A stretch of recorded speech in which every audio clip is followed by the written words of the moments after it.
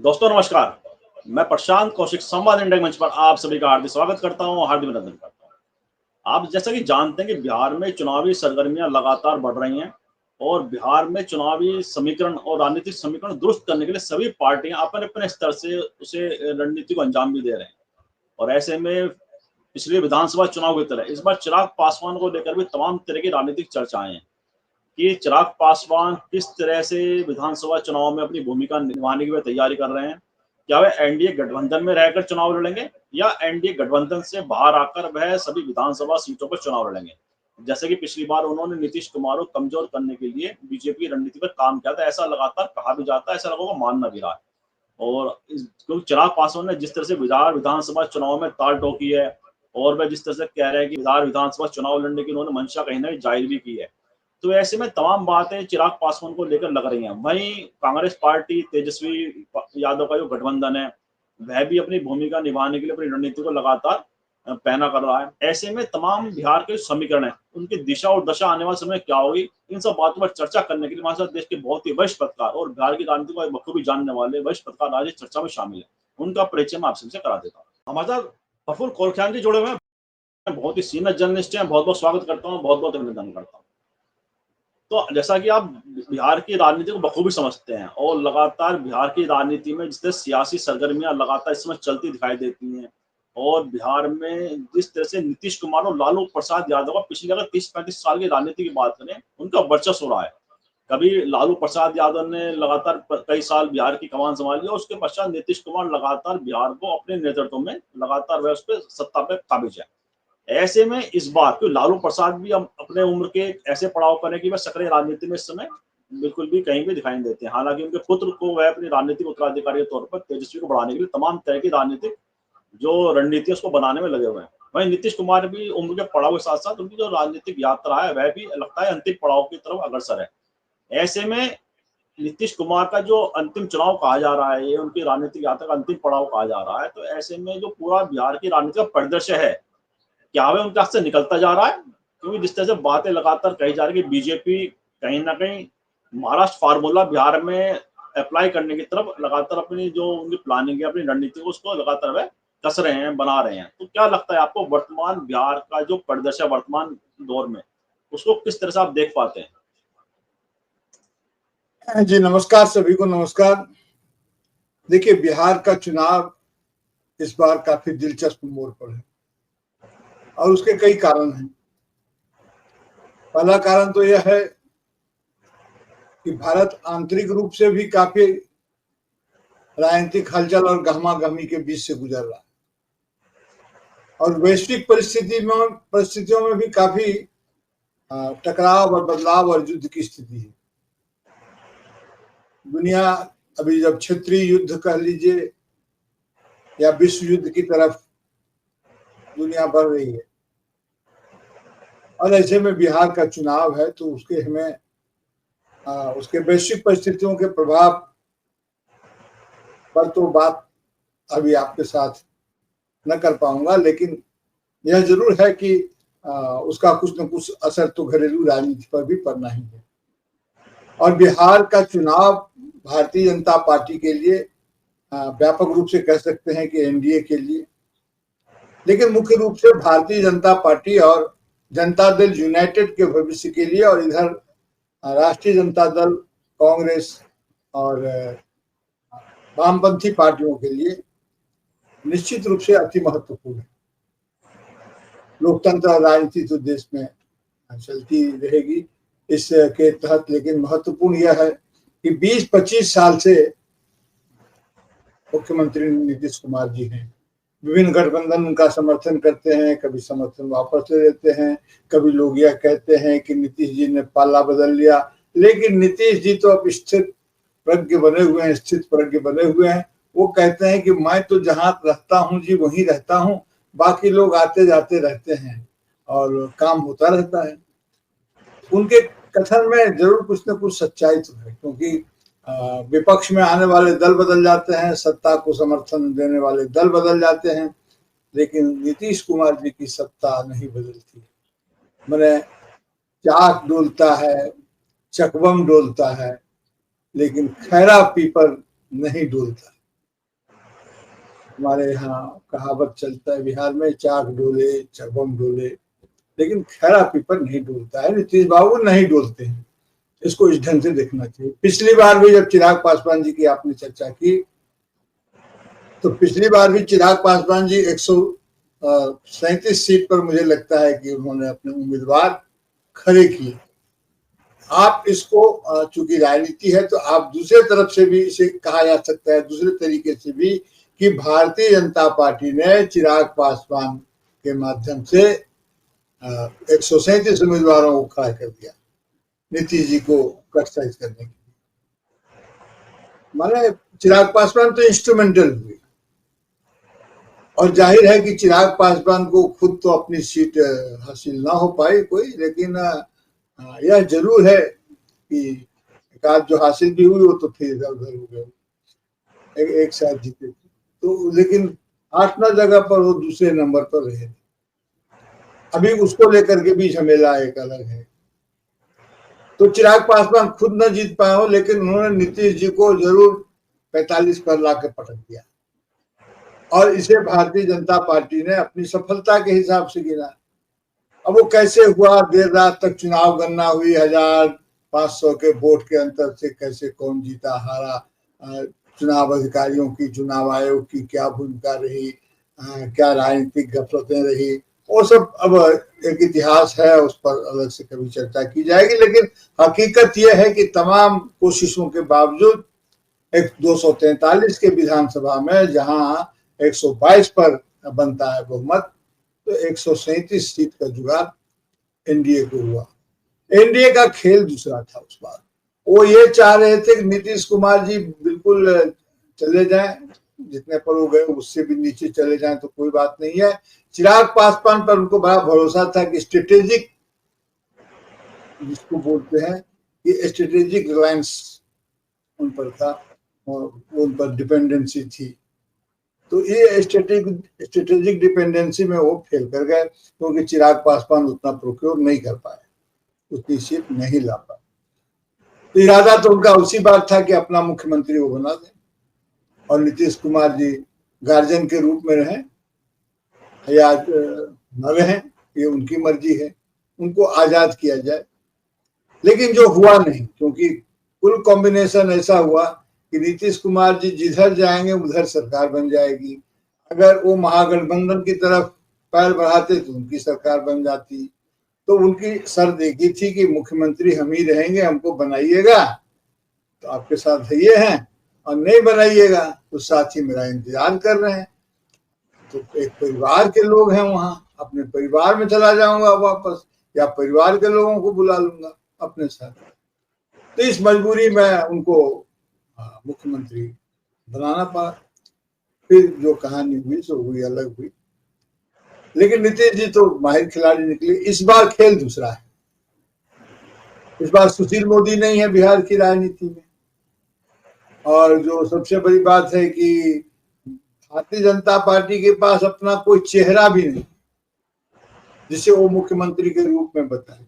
आज ये तो ठीक है कि वो नीतीश कुमार जी को मुख्यमंत्री का चेहरा घोषित नहीं कर रहे हैं, लेकिन अगर कहीं साइड से भी भारतीय जनता पार्टी के फुसफुसाहट के रूप में भी भारतीय जनता पार्टी अपने किसी नेता को मुख्यमंत्री का चेहरा झलका भी दे, तो भारतीय जनता पार्टी में बिहार में बगावत मच जाएगा।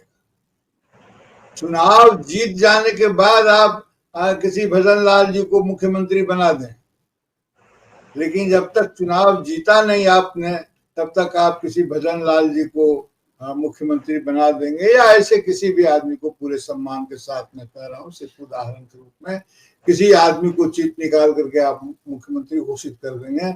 ऐसा होता नहीं। अगर होता तो उसी समय कर दिए होते। क्यों लड़े शिवराज के नेतृत्व में चुनाव, एक चुनाव जीतने के बाद। लेकिन इसलिए अगर भारतीय जनता पार्टी कोई चेहरा घोषित करती है तो दिक्कत हो जाएगी। और इधर उनके पास कोई चेहरा है नहीं, सम्राट चौधरी ला के करें, तो वो एक चेहरा अगर हो तो इसका एक गैप देख करके, पॉलिटिकल गैप, राजनीतिक खालीपन को देख करके चिराग पासवान काफी उत्साहित है। और वो अपने आप को मुख्यमंत्री, जिसने पिछले विधानसभा में भाई साहब 2 सीट नहीं जीता, और वो अपने को मुख्यमंत्री का दावेदार बता रहा है। हालांकि झारखंड में ऐसा हुआ है कि निर्दलीय या एक पार्टी को सबने एक आदमी को सबने समर्थन दिया और वो मुख्यमंत्री हो गए। और न सिर्फ मुख्यमंत्री हो गए, उन्होंने अच्छा खासा काम भी किया। उस काम में कुछ लिपटा हुआ भ्रष्टाचार भी हुआ, क्योंकि राजनीतिक लोग जब काम करते हैं तो ये साबित हो गया ना कि जब राजनीतिक लोग काम करते हैं तो उससे कुछ न कुछ भ्रष्टाचार तो लिपट के आ ही जाता है, कभी बड़ा भ्रष्टाचार, कभी छोटा भ्रष्टाचार। तो काम उन्होंने किया और उस काम में भ्रष्टाचार कुछ अधिक लिपटा हुआ पाया, तो उसके बाद जो नतीजा हुआ सो सामने है।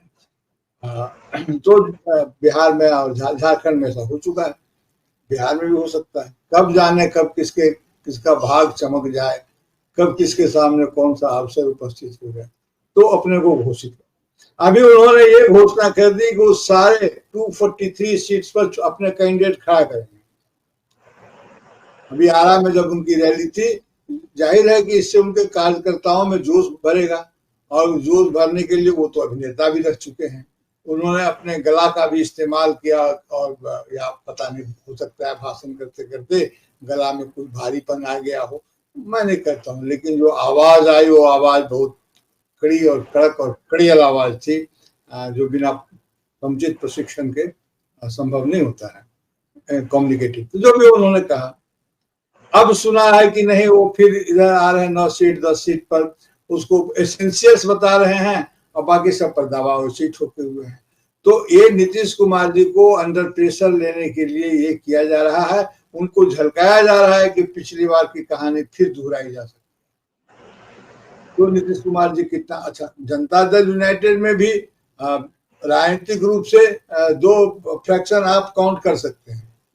एक वो फ्रैक्शन जो संजय झा जो अध्यक्ष हैं उनके, ललन सिंह, जो ये तमाम जो उसमें जो आप जाति स्ट्रक्चर देखेंगे तो वो जो हाई पर हैं, हाई कमान की बात नीचे तक पर्कुलेट नहीं हो पाती है। नीचे वाले अपनी राजनीति को अपने ढंग से, अपनी दशा दिशा के हिसाब से तय करते हैं। अभी उसमें नीतीश कुमार जी का कोई मास्टर स्ट्रोक जिसको बोलते हैं वो पड़ा नहीं है कि वो निर्णायक हो। तो दोनों अपने अपने ढंग से खेल रहे हैं। तो एक तो वो अंदरूनी राजनीति है। एक महत्वपूर्ण फैक्टर प्रशांत किशोर जरूर उपस्थित हुए हैं, और प्रशांत किशोर की राजनीति में आवाज बहुत है और तथ्य कम है। डीजे होता है ना, डीजे में आवाज बहुत होता है और कर्णप्रियता कम होती है। तो डीजे पॉलिटिशियन जो है के रूप में आवाज बहुत है। और भारतीय जनता पार्टी कर लीजिए या मीडिया, जो भी नाम दे दीजिए, अब तो कहियत भिन्न भिन्न है, भारतीय जनता पार्टी कहिए, मीडिया कहिए, तो लगभग एक ही बात हो जाती है। तो मीडिया उनको बार बार ऐसे फोकस कर रहा है जैसे वो बहुत बड़े राजनीतिक हों। मुख्य धारा के मीडिया पर उनके क्लिप्स चलते हैं, उनकी बातें चलती हैं और ये इशारा दिया जा रहा है। तो वो ये चाहते हैं, लेकिन इस बार जो काम वो चिराग पासवान के माध्यम से नीतीश जी के लिए करने में सफल हो गए थे, इस बार वो सेल्फ गोल करेंगे। प्रशांत किशोर उन भारतीय जनता पार्टी के साथ वही खेला पलट कर देंगे। तो और ये बात कुछ गंध भारतीय जनता पार्टी को भी है। आप कहेंगे कि उनका चेहरा गिरिराज सिंह हो सकते हैं, नहीं हो सकते हैं ना। जाति कॉम्बिनेशन में गिरिराज सिंह का क्या वक्त है। आप हिंदू मुसलमान कर लीजिए एक बार, तो आप क्या सम्मान यात्रा का क्या यात्रा निकाल रहे थे नीतीश कुमार जी के एक घुड़की पर, तो वापस हो गए, क्योंकि आपके पास वो आधार नहीं है। मैं इनकी बात कर रहा हूँ जो हमारे गिरिराज जी की बात कर। तो ऐसे जो तमाम जो अपने को दावा करते हैं, ये चुनाव हो जाने के बाद उसी तरह से ये सामने आ सकते हैं जैसे उत्तर प्रदेश में ये श्रीमान आ गए, योगी जी आ गए, चुनाव तो सारा लड़ा गया और मौर्य जी के, केशव प्रसाद मौर्य के नेतृत्व में, और उन्हीं को मुख्यमंत्री बनना था। वो भी अपनी मिठाइयां इंतजाम कर रहे थे, और ये तो कोप भवन में चले गए थे और कोप भवन से लौटा करके लाए गए। तो जो जैसे होता है, लेकिन अगर शुरू में बोल दिए होते तो मामला नहीं होता उस तरह। तो अब यहाँ पर यही स्थिति उत्पन्न होगी। इधर एनडीए के साथ के भीतर की राजनीति है। अभी जब प्रधानमंत्री हमारे वहां से लौट करके आएंगे G7 में जो गए हुए हैं, तो देश का की जो स्थिति हुई है जो ट्रंप ने किया है, तो उनके रसूख पर, उनके इस पर क्या असर पड़ता है, कौन सी भूमिका लाएंगे, मीडिया फिर उसको कैसे प्रेजेंट करता है यहाँ, यह तो अलग से देखने की बात है। लेकिन मीडिया चाहे जितना करे, देखिए बाजा गाजा और जितना साज सज्जा से दुल्हा दुल्हन का चरित्र नहीं बदलता है और न बाराती का मन भरता है। बारातियों को तो जो परोसा जाएगा उससे मन भरेगा ना, और गाजा बाजा से तो हो हल्ला खूब होता है, इससे लड़का लड़की को कोई उनकी गुणवत्ता में कोई अंतर नहीं आता है। तो अभी ये गाजा बाजा बज रहा है। एनडीए के साथ तो अभी यही है कि उनकी राजनीति बहुत ही लाइन नहीं पकड़ पा रही है, और क्या लाइन पकड़ेंगे, अभी चुनाव बिल्कुल सामने आ जा रहा है। तो अब वो है कोई सर्जिकल करें पॉलिटिकल बिहार में तो देखा जाए।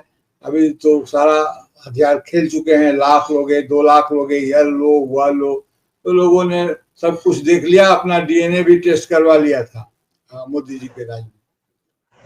अब इधर लेकिन कांग्रेस की जो राजनीति है, उस राजनीति में भी थोड़ी सी कसमसाहट तो है, होनी ही चाहिए, होती ही है। जब भाई अलग अलग दल हैं, अलग अलग राजनीतिक अपना पॉलिटिकल एजेंडा है, अलग अलग अपने एस्पिरेशंस हैं, आकांक्षा है, तो होगी। पिछली बार वामपंथी पार्टियों का स्ट्राइक रेट बहुत अच्छा था, खास करके माले का स्ट्राइक रेट बहुत अच्छा था, तो जाहिर है कि उनका दावा तो बनता है। लेकिन अगर उनका उतना सीट पर उनको दे दिया जाएगा, लेकिन वामपंथी पार्टी अनुशासित पार्टी होती है, वो ये जानते हैं कि उनका जो अपना जेन्यून क्लेम जो है, वो जेन्यून होकर के भी वो सेक्रीफाइस कर सकती हैं, उनका कैलकुलेटेड सेक्रीफाइस होगा। और कांग्रेस आपको रिकैलिब्रेट बिहार में कर रही है, यानी कि अपने आप को फिर से उस साइज में ला रही है, जो उसका साइज जो सिकुड़ गया था उस साइज में लाने की कोशिश कर रही है। तो कांग्रेस की उपस्थिति को और कांग्रेस के इस रिकैलिब्रेशन में आरजेडी को भी मदद करनी चाहिए, और कम से कम कांग्रेस उम्मीद रखती है, और वामपंथी पार्टियों को भी चाहिए, क्योंकि जो सेंट्रल फोर्स है, जो सेंट्रल पावर है, जहां से सबको प्लग लेना है, लाइन करंट आना है, पावर आना है, उसको अगर मजबूत नहीं करेंगे तो दिक्कत आ जाएगी। वैसे कांग्रेस खुद कोशिश कर रही है, और कांग्रेस भी अपने खोए हुए जनाधार को कितना हासिल कर पाएगी चुनावी राजनीति में, यह तो देखने की चीज है। अभी तो जो भी वातावरण है वो स्पेकुलेटिव इन्वायरमेंट है, इसमें दावे के साथ तो कुछ कहा नहीं जा सकता है। लेकिन हाँ, जिस प्रकार से राहुल गांधी की लोकप्रियता बढ़ रही है, युवाओं में उनकी फाइट हो रही है, और जो भारतीय जनता पार्टी विचारधारात्मक पराजय में, अब देखिए कि ये साल जो है 1925 राष्ट्रीय स्वयंसेवक संघ का स्थापना साल है। हालांकि उन्होंने पिछले लोकसभा चुनाव में ही कह दिया था कि कोई उत्सव नहीं मनाएंगे, लेकिन ये तो कहने की बात थी, लेकिन उसकी कोई हलचल नहीं है, अपना अध्यक्ष नहीं चुन पा रहे हैं। अब मैंने भीतरी जो संकट है उनके सामने सो अलग है। इधर इस बीच में 75 साल के मोदी जी हो जाएंगे, तब क्या स्थिति पैदा होगी। तो भारतीय जनता पार्टी में भी नीचे जो हाल जनता दल यूनाइटेड का है, वही हाल उनमें भी है, क्योंकि जब क्या नाम है, हमारे जो गृह मंत्री हैं उनका, जिनका काफी अनुशासन रहा है पार्टी में, अमित शाह जी, उनकी भी बहुत नहीं सुनी जा रही है आंतरिक रूप से। बाहर में कोई भी नहीं है, एक भीतर जो बदलाव है। तो इस स्थिति में बिहार के चुनाव में अभी चिराग फैक्टर का भी थोड़ा सा और खुलेगा कि क्या होता है, अभी थोड़ा टाइम है।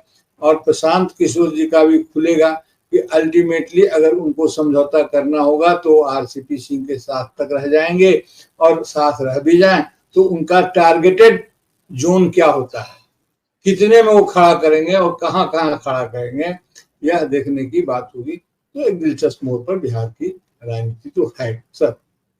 जी, ये बहुत महत्वपूर्ण बिंदु आपने उठाए पूरी चर्चा के अंदर। अच्छा, एक बात और आपने कही, बीजेपी के पास जो नेता है वहां पर, बिहार की अगर लोकल लीडरशिप की बात करें, उसका बड़ा अभाव इस समय बीजेपी के अंदर है। जैसा आपने कहा कि कोई सिर्फ चेहरा है घोषित नहीं कर सकती, क्योंकि अंदरूनी संघर्ष उनका बढ़ जाएगा। तो ऐसे में सुशील मोदी जो बिहार के बड़े नेता थे बीजेपी के, उनकी मृत्यु के पश्चात क्या बीजेपी के पास बिहार में सर्वमान्य तौर पर, पूरे बिहार को अगर दृष्टिकोण से बात करें, बिहार के पूरे बिहार राज्य की बात करें, ऐसा कोई सर्वमान्य नेता उनके पास नहीं है बिहार में, जो पूरे बिहार में जिसका प्रभाव हो ये गिरिराज सिंह जी का नाम आपने लिया, रविशंकर प्रसाद हैं, राजीव प्रताप रूडी हैं और अश्विनी चौबे हैं, तो तमाम ऐसे नेता रहे हैं जो राष्ट्रीय राजनीति में भी लगातार अनेक वर्षों से वह सक्रिय उनकी भूमिका रही है। लेकिन बिहार के अंदर सुशील मोदी का विकल्प बीजेपी को तलाश नहीं पाई है क्या, मुख्य रूप से जो उन्हें बड़ी चुनौती अंदरूनी तौर पर मिल रही है, क्या लगता है आपको? नहीं, सुशील मोदी का तो कोई विकल्प नहीं होगा, इसलिए कि सुशील मोदी को जो ताकत मिलती थी वो आरसीपी सिंह को जहां से ताकत मिलती थी, सुशील मोदी चांद की तरह चमकते थे और उनके सूरज नीतीश कुमार थे। नीतीश कुमार जी के संगत से या उनके साथ से उनकी जो जोड़ी बनी पॉलिटिकल, तो उनके जो संबंध थे इसी से उनका नेतृत्व बड़ा होता था।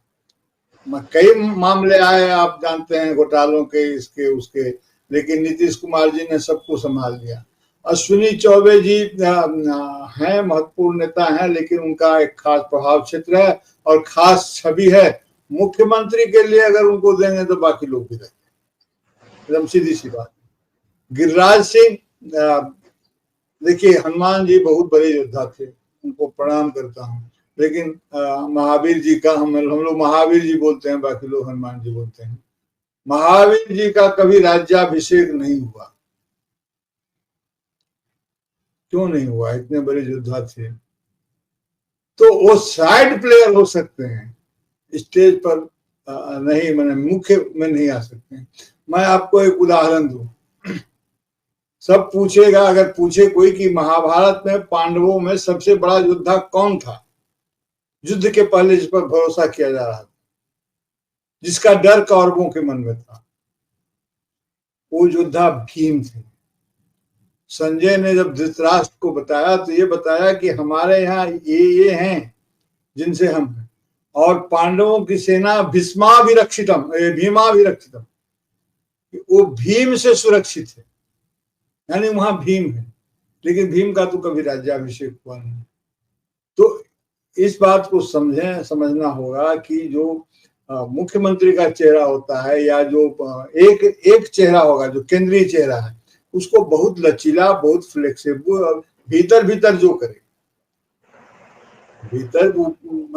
भीतर भले सामंती ताला लटका रहे, लेकिन बाहर में लोकतंत्र का तामझाम चमकता रहे। अगर यह छवि आपने नहीं बनाई है, आप किसी दूसरी सीढ़ी से चढ़े हैं, तो फिर मुश्किल होगी अभी। इसलिए हाँ, इनका चेहरा जरूर है, हमारे जो अपने नाम बताया जो रविशंकर प्रसाद जी का, इनका चेहरा जरूर है।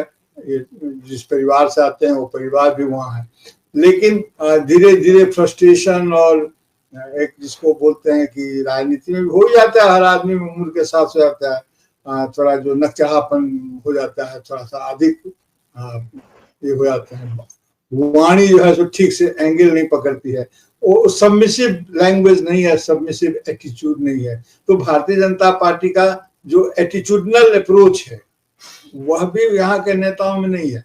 अब देखेंगे, अगर पूरा उनको देखें, हमारे जो ये थे सुशील मोदी जी थे, उनका एटीट्यूडनल रेफरेंसेस कैसा था? जब उनको राज्य से हटा करके नीतीश कुमार जी को दम निपटाना उसी दिन तय हो गया जिस दिन इनको उठा करके ले जाया गया केंद्र में, तो ये छटपट बहुत किए, लेकिन इन्होंने कोई उस तरह का एटीट्यूड नहीं दिखाया कि हम ऐसा नहीं, वैसा, यह नहीं हुआ। तो और लेकिन इन लोगों को इनकी हर बात पर झलक जाती है। कोई कारण नहीं है कि रविशंकर प्रसाद जी को भी वहां पर मिनिस्टर नहीं बनाया जाता, एकदम योग्य आदमी है, पिछली बार कानून मंत्री। भले हम उनकी राजनीतिक आलोचना करें, लेकिन बीजेपी भारतीय जनता पार्टी की पेरी फेरी में उनसे अच्छा लॉ मिनिस्टर किरण रिजिजू है क्या, या कोई और है क्या? राजीव प्रताप रूडी इतने महत्वाकांक्षी नेता थे, भारतीय जनता पार्टी के एकदम जैसे सिकोड़ कर बैठा दिया गया है। तो जब उनका वही वो नहीं गति पकड़ी है, तो उनको, अब शाहनवाज हुसैन को आप देख लीजिए, ऐसा नहीं कि चेहरा नहीं है, लेकिन उनको ये लगता है कि अगर इसको बढ़ाया तो कहीं उधर न पिछड़ जाए। तो ये जो कड़ियां हैं, तो चेहरा नहीं है, मतलब पार्टी के अंदर जो चेहरा है, वो उस चेहरे को मुख्यमंत्री के रूप में अगर प्रोजेक्ट करेंगे तो बाकी चेहरे सब उस पर इतना जोर से टूट पड़ेंगे कि वो बेचारा जो है वो भी नहीं रहेगा। तो ये स्थिति है। इसको जो आंतरिक सिचुएशन है उसमें ऐसा मुझे लगता है, पता नहीं, वो तो बेहतर तो वही लोग जानते होंगे कि उनकी राजनीति क्या है और उसके क्या कूटनीतिक, तो कौटिल्य जो है, कौटिल्य बेहतर जानते होंगे, क्योंकि कौटिल्य तो राजनीति नहीं कूटनीति से चलते थे। और जब आप बाहर दूसरों को कूटनीति बोलेंगे, तो हमारे यहाँ बिहार में आप जानते हैं कि एक जो कुछ वृद्ध महिलाएं होती हैं जो इधर की बात उधर, उधर की बात उधर करके समाज में एक गतिमयता बनाए रहती हैं, सोशल डायनेमिक्स जिसको बोलते हैं। कई बार ये एडवर्स भी होता है, तो जिसको हम लोग बोलते हैं कुटनी बुढ़िया, कुटनी चाची आगे। तो कूटनीति का तो असर होता है ना, तो अंदर भी होता है। अब वो क्या हो रहा होगा, लेकिन जो दिखता है बाहर से वो यही दिखता है कि इनकी स्थिति बहुत अच्छी नहीं है। एनडीए के में तालमेल नहीं है, सब अपनी अपनी डफली सबके पास है, छोटा या बड़ा, और सब उसको अपने अपने ढंग से पीट रहे हैं। तो ये और सपोर्टर लोगों का मनोबल बढ़ाए रखने के लिए तो ये सब तो करना पड़ता है। इसलिए इस बार बिहार में तो लगता है कि सत्ता परिवर्तन तो अवश्यंभावी है। उसके दो पक्ष हैं। पहला पक्ष तो ये कि मुख्यमंत्री, अगर सत्ता का नाम है तो मुख्यमंत्री का आदमी, चेहरा, व्यक्ति बदलने वाले हैं। वो प्राकृतिक कारणों से भी लगता है बदलने वाले हैं, न सिर्फ राजनीतिक कारणों से नहीं। नीतीश कुमार जी से अब नहीं समझ रहा, थक गए हैं। पिछली बार ही उन्होंने कहा था कि मेरा ये आखिरी चुनाव है, तो अब वो तो खुद अपना असेसमेंट करेंगे। नया चेहरा इस सेगमेंट में कोई उस ढंग से आएगा नहीं। जब आएगा तो बहुत टिकाऊ सरकार बिहार में स्थिर सरकार चलाना बड़ा मुश्किल है। कोई सरकार 5 साल चले, आप इतिहास देख लेंगे तो बहुत कम सरकारें हैं जो 5 साल चली। तो ये स्थिति है। मान लीजिए, देखिए चुनाव में क्या होता है, लेकिन घोषणा तो हो जाए उसका, अक्टूबर नवंबर में शायद चुनाव हो, तो 45 दिन पहले उसकी घोषणा होती है। अगर वैश्विक परिस्थिति ठीक ठाक रहे तब चुनाव की स्थिति आएगी, नहीं अगर कोई दूसरे तरह की परिस्थिति विकसित हुई तो अभी थोड़ा सा सिचुएशन हॉस्टाइल भी है। इसीलिए पॉलिटिकल एडवांसमेंट जो है तो हर पार्टी का थोड़ा सा थकमकाया हुआ तो है। जी जी बिल्कुल ठीक कहा आपने। और तमाम तरह की राजनीतिक उठापटक बिहार में अपनी वो गति भी पकड़ रही है। अच्छा, अगर बिहार की बात करें, छोटे छोटे राजनीतिक दल हैं, उनका भी लगातार एक भूमिका बिहार की राजनीति में रही है। चाहे उसमें लोक जनशक्ति हो, चिराग पासवान वाली हो, जीतनराम मांझी हो, उपेंद्र कुशवाहा हालांकि अब शामिल हो चुके हैं बीजेपी में, उनका भी अपना छोटी पार्टी। तो ऐसे तमाम ऐसे राजनीतिक दल हैं जो कहीं ना कहीं एक क्षेत्र को कहीं ना कहीं प्रभावित करते रहे हैं। राजनीतिक जातिगत समीकरण को विशेष तौर पर उनकी भूमिका वह राजनीति में रही है। और पप्पू यादव भी निर्दलीय सांसद के रूप में एक उनका प्रभाव क्षेत्र अपने क्षेत्र के अंदर है, इलाके के अंदर है। तो ऐसे में जो छोटे प्लेयर हैं राजनीति के, और चिराग पासवान के चाचा जो है पशुपति, उनका भी ये कहीं ना कहीं वह भी चुनाव लड़ने की तैयारी में है। तो ऐसे में जो ऐसे प्लेयर हैं जो राजनीतिक तौर पर कुछ क्षेत्रों में बड़ी महत्वपूर्ण भूमिका निभाते हैं, उनका क्या रोल इस समय दिखाई देता है? क्या वह पहले की तरह कुछ प्रभावी भूमिका में है? क्या उनका अस्तित्व इस समय दांव पे लगा हुआ? उनकी राजनीतिक जो भूमिका वह भी कमजोर हुई है, क्या लगता है? जी देखिए, ऐसा है कि जैसे मान लीजिए थोड़ा सा हल्के मिजाज में बात करते हैं तो चुटकी भर नमक और चुटकी भर हल्दी से पूरा रेसिपी का मिजाज बदल जाता है, उसका वजन और उसकी मात्रा जो भी।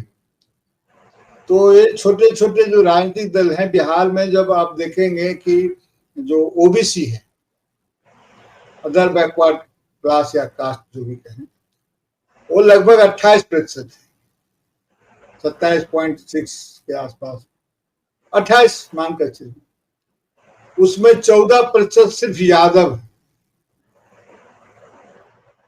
और 16-17% शायद 17.70 इस तरह का कुछ है, 17 मान लीजिए।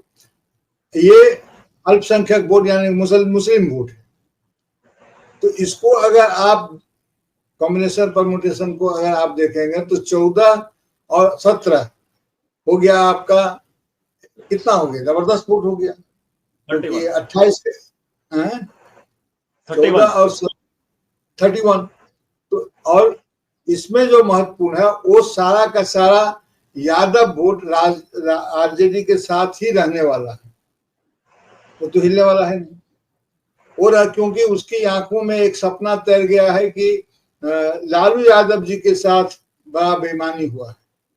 अगर आप निष्पक्ष होकर के देखें, ये ठीक है कि भ्रष्टाचार का उसमें कुछ लेस होगा, लेकिन जिन मामलों में उन पर चार्जेज हैं और बहुत सारे लोग थे जिन पर चार्ज लगे हैं, और उससे बड़े बड़े घोटाले और घपला करके लोग आज भी मंत्री, मुख्यमंत्री और क्या क्या न बने हुए हैं, लेकिन वो फंस गए या फंसा लिए गए या जो भी हुआ हो, तो वो तो जनता को तो बात दिख रही है ना भाई कि ये प्रतिशोध की राजनीति कहीं ना कहीं आ गई।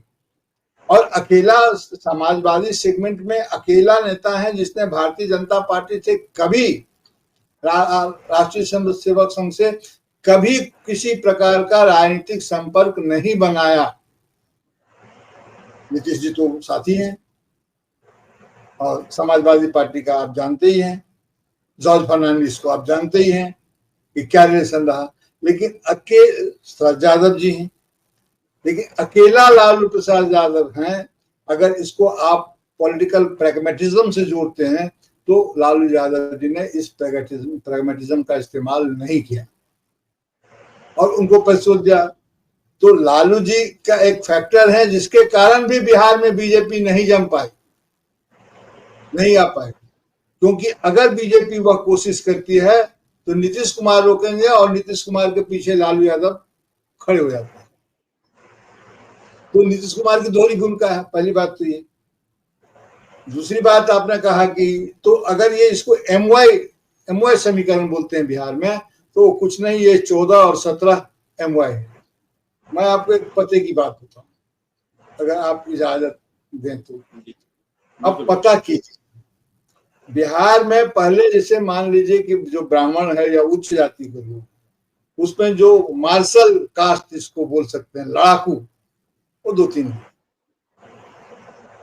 जिनके साथ सामाजिक अन्याय भी जुड़ता है, जो सबको सताते भी हैं। बिहार में जितने नरसंहार हुए हैं उसमें किन जाति के आधार पर देखेंगे तो किन जातियों, किन समुदायों की अधिक भूमिका रही है, मैं अभी उस पर चर्चा नहीं करूंगा, क्या कि बात फिर दूसरी तरफ मिल जाएगी। लेकिन ये सच है कि कांग्रेस पार्टी देखा करती थी कि ये आपस में लड़ते हैं, जैसे मुस्लिम और यादव आपस में काफी लड़ते थे और जीते, और कानूनी संरक्षण प्राप्त करने के लिए या राजनीतिक संरक्षण प्राप्त करने के लिए कांग्रेस के द्वारस्थ होते थे। तो इनकी लड़ाई से कांग्रेस को फायदा होता था। तो कांग्रेस इनको लड़ाई या नहीं लड़ाई यह बात की चीज है, लेकिन इनके बीच में सामंजस्य और सामंजस्य स्थापित हो ऐसी कामना कांग्रेस ने उस जमाने में कभी नहीं की।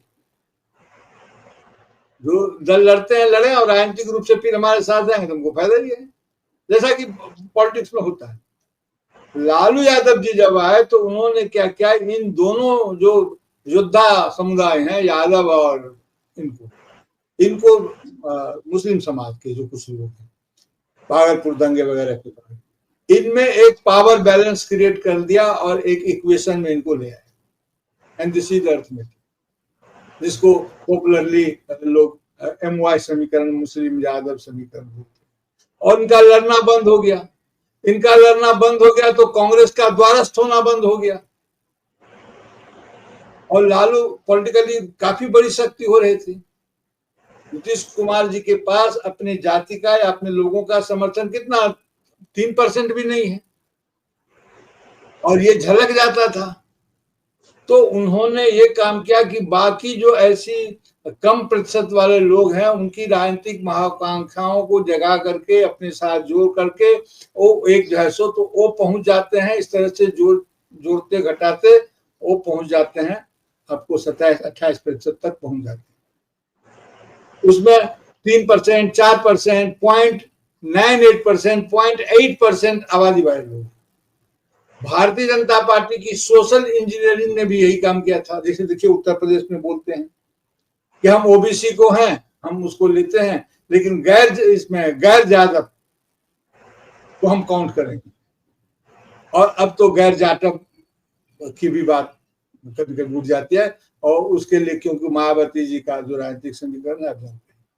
तो ये बहुत आरजेडी का जितना फॉर्मिडेबल कॉम्बिनेशन बनता है 31% का, उतना इनका बनता नहीं है।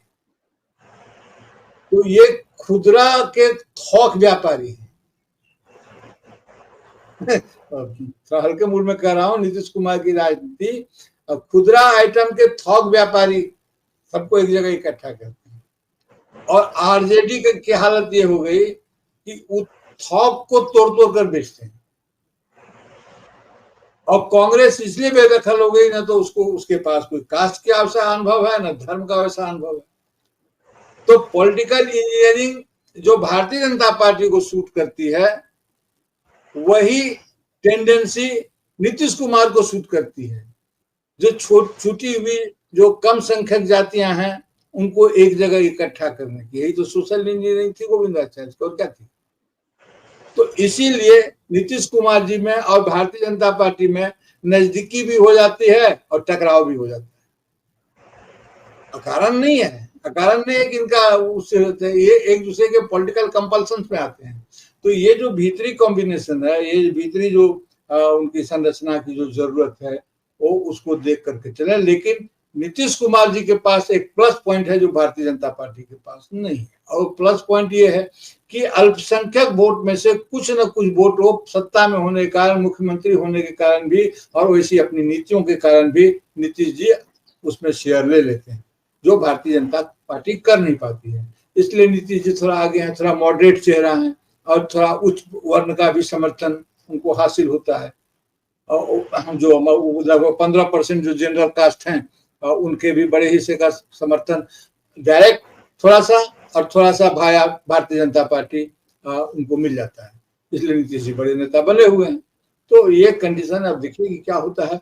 ये सब तो स्पेकुलेशन है, और जो लोग राजनीति के को अधिक गहराई से जानते हैं, वे लोग देख सकते हैं कि इसमें क्या बात तत्व है, नहीं है। तो यही है सर। जी बिल्कुल ठीक कहा आपने कि तो अनुमान है, और आने वाले समय में स्पष्ट रूप से चीजें सामने आएंगी कि क्या हो सकता है बिहार की राजनीति में। अच्छा, कार्यक्रम में अंतिम पड़ाव पे आते हैं कि जो दुनिया की जो राजनीति इस समय देखी जा रही है, दुनिया में हलचल बड़ी तेजी से घटित हो रही है, तमाम तरह की घटनाक्रम दुनिया के अंदर हो रहे हैं, वो भारत में उससे छूता नहीं है।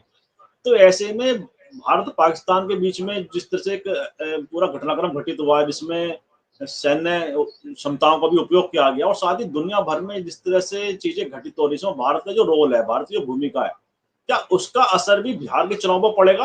और साथ ही इस पूरे घटनाक्रम के पश्चात जिस तरह से राहुल गांधी की जो एक तरह से उनका जो भूमिका बढ़ी है राजनीति के अंदर, और ऐसे में पूरे दुनिया की देश राजनीति का बिहार की राजनीति में कितना व्यापक असर पड़ेगा?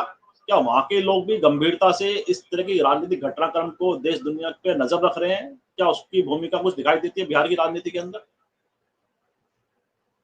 देखिए, उसका असर तो पड़ेगा ही पड़ेगा। उसके असर को अगर आप 2 पार्ट में देखें, तो बल्कि 3 पार्ट में देखें। पहला असर पड़ेगा फाइनेंशियल, क्योंकि इस 2-3 महीने में ही महंगाई का में कुछ उछाल आने की पूरी आशंका है, और बाहर सब्सिडी इसको कंट्रोल नहीं किया जा सकेगा। पहला तो ये एक असर, क्योंकि ईरान, मैं वैश्विक परिस्थिति में बात कर रहा हूँ कि ईरान और इजराइल का जो संघर्ष है, उसके कारण जो रूट चेंज है, जो वस्तुओं के आने जाने का, या वहां जो कंट्रोल होगा, वहां जो सैंक्शन होगा, तो उससे स्वतः जो है 15% 14% का इजाफा तो हो ही रहा है, और भी इजाफा हो जाएगा, 30-40% तक भी चला जाए तो कोई आश्चर्य की बात नहीं। तो एक तो इस माध्यम से आएगा। कानून और व्यवस्था की स्थिति में लगातार गिरावट आ रही है, समाज में लूट खसोट और तरह तरह की चीजें आ रही हैं। दूसरी तरफ जो आपने कहा कि हमारे बार बार ये कोशिश की गई, हालांकि इसे भारतीय जनता पार्टी भी कंट्रोल करना चाहती थी, स्ट्रेटेजिक डिप्लॉयमेंट करना चाहती थी, एटीट्यूड का, जो स्ट्रेटेजिक नहीं हो सका लेकिन डिप्लॉय तो हुआ, कि वो हिंदू मुस्लिम में इसको फिर करना चाहते।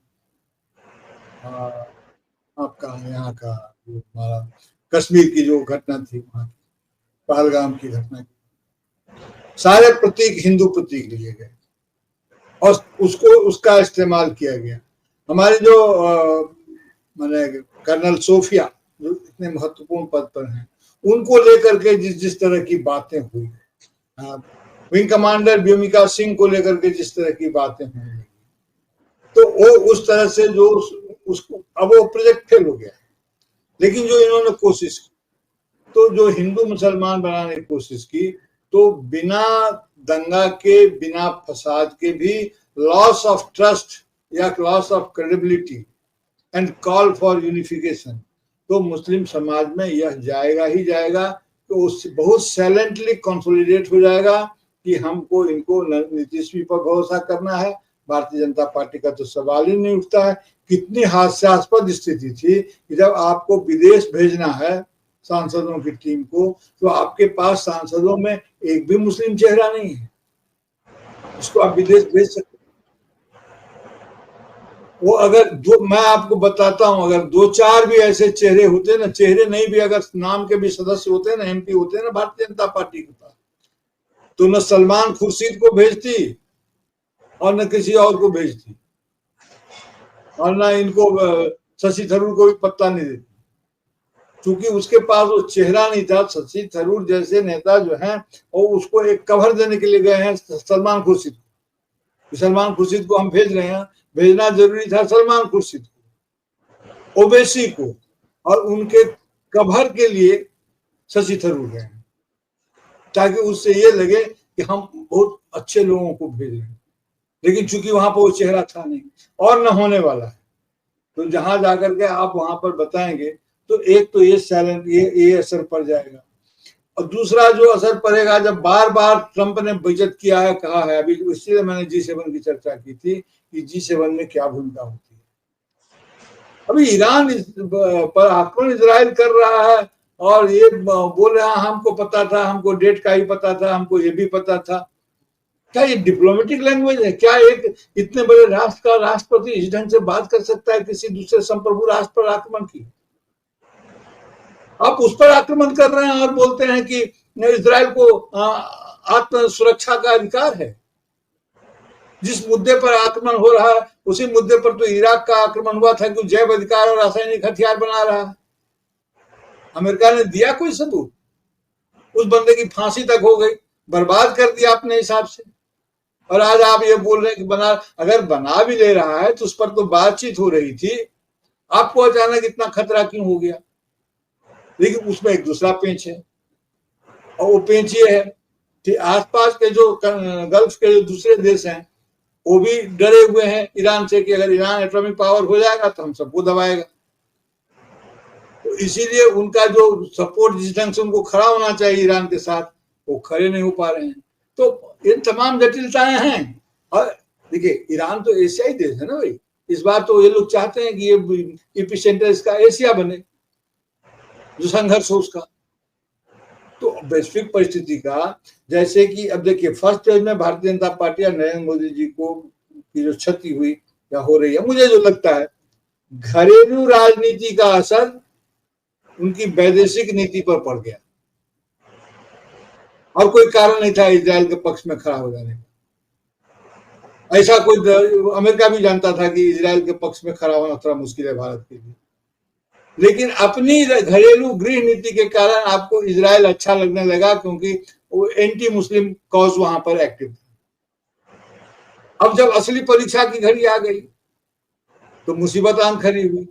अभी तुरंत पाकिस्तान के साथ जब हमारा संघर्ष हुआ तो कोई हमारे साथ नहीं आया। आतंकवादी घटना का विरोध किया, लेकिन कोई हमारे साथ नहीं आया।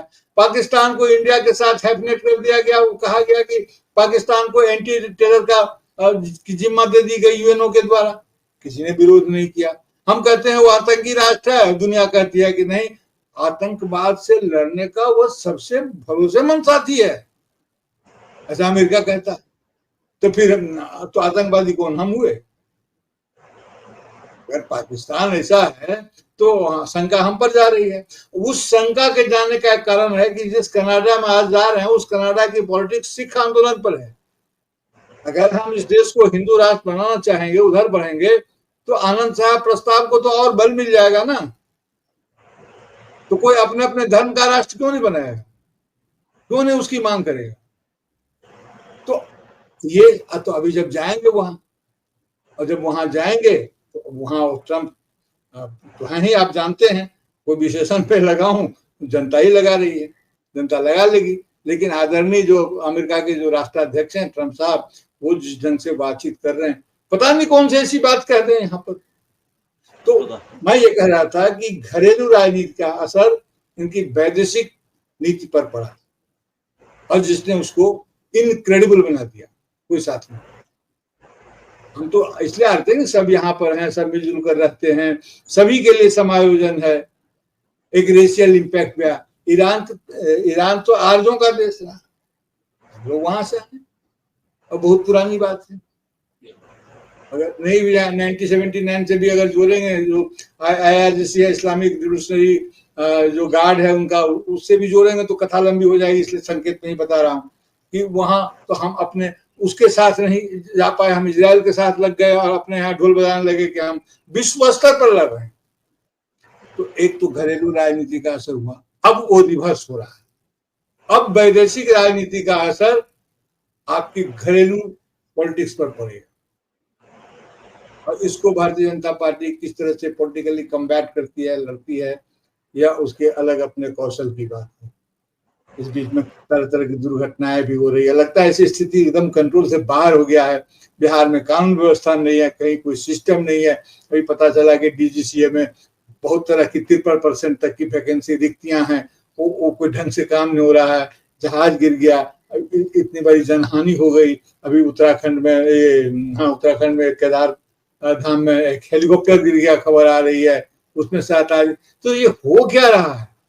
इधर क्रिकेट का खेल होता है तो लोग उसमें मर जाते हैं, कुंभ हुआ तो लोग उसमें मर गए, और हमारे यहाँ बयान दे दिया जाता है कि घटनाएं तो होती रहती है। इरिस्पॉन्सिबल। ये हल्का आदमी, कोई आदमी दुख के क्षण में, व्यक्तिगत क्षण में ये कहे कि हाँ भाई ऐसा होता रहता है, क्या करें। लेकिन आप एक गवर्नमेंट है और एक पब्लिक फोरम में कह रहे हैं, सबको एड्रेस कर रहे हैं। आपको ये कहना चाहिए कि हर छोटी बड़ी घटना का हम फैसला करेंगे। आवेग के क्षणों में या अपने वास्तविक किसी दबाव में आकर के कह गए हो, लेकिन उसका कोई खंडन नहीं, उसका कोई रिजवाइंडर नहीं है। खंडन न भी हो, रिजवाइंडर तो हो कि हाँ भाई मेरे कहने का आशय ये नहीं, ये था। हो सकता है कि मेरे टोन एंड टेनोर में ऐसा कुछ हो गया हो, ऐसा ध्वनि निकल रही हो, लेकिन मेरा आशय ऐसा नहीं था। कोई रिजवाइंडर नहीं, कोई एक्सक्यूज नहीं, कुछ नहीं। तो ऐसी arrogancy in democracy setup, in democratic mind चलता नहीं है। तो अब इसलिए आपका सवाल है, बहुत जेन्युइन सवाल है। मैं ये कह रहा हूं कि फर्स्ट पेज में यहाँ का घरेलू नीति का प्रभाव आप विदेशी नीति पर ले गए, उसका असर वहां हो गया।